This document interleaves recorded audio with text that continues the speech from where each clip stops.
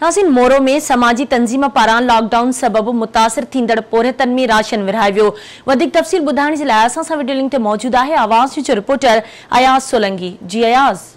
जी बिल्कुल, मोरो में मुसलसल लॉकडाउन वाली सूरत हाल बरकरार है, जिनके करे गरीब मजदूर तबको फाका कशी ते मजबूर है। मुसलसल लॉकडाउन के करे मोरो जा जेके पोरियत ऐं मजदूर तबके सां जेके वाबस्ता माण्हू आहिनि उन्हनि जा खानदान हिन वक्त बुखूं काटण ते मजबूर आहिनि। असां हिन वक्त मोरो फिलाई ग्रुप वटि मौजूद आहियूं, जेके मोरो शहर जे 500 खां वधीक मुस्तहक़ खानदाननि जे लाइ जिन राशन तैयार कियो आहे। अचो त असां हिते मौजूद अॻवाननि सां ॻाल्हि ॿोल कयूं था त उनजो छा चवणु आहे। मोरो फलाई ग्रुप जा जेके दोस्त आहिनि इन्हनि सभिनी सां गॾिजी असां बि असांजो जेको हाल हुयो असीं बि तावन कयो आहे ऐं मुख़ैर हज़रातनि खां तावन करायो आहे।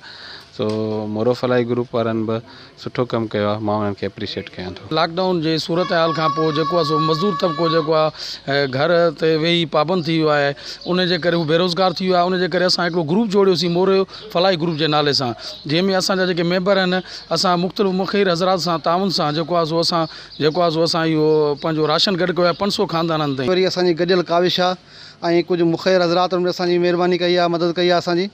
ऐं लॉकडाउन जे हिसाब सां जेको मज़दूर तबिको आहे उहो तमामु घणो परेशान हाल आहे। त हीअ असां जेका पैकिंग कयूं बि था, राशन विरायूं बि था, इहो उन्हनि दोस्तनि जी मज़दूरनि तबिके जी जेको आहे माण्हुनि जे लाइ असां मदद जे लाइ कयूं बि था। लॉकडाउन जे करे काफ़ी परेशानी ग़रीब गुरबत खे थी रही आहे। उन लाइ असांजी फिलाई ग्रुप जा मेंबर जेके भाई पाण में गॾिजी करे ही कमु करे रहिया आहियूं।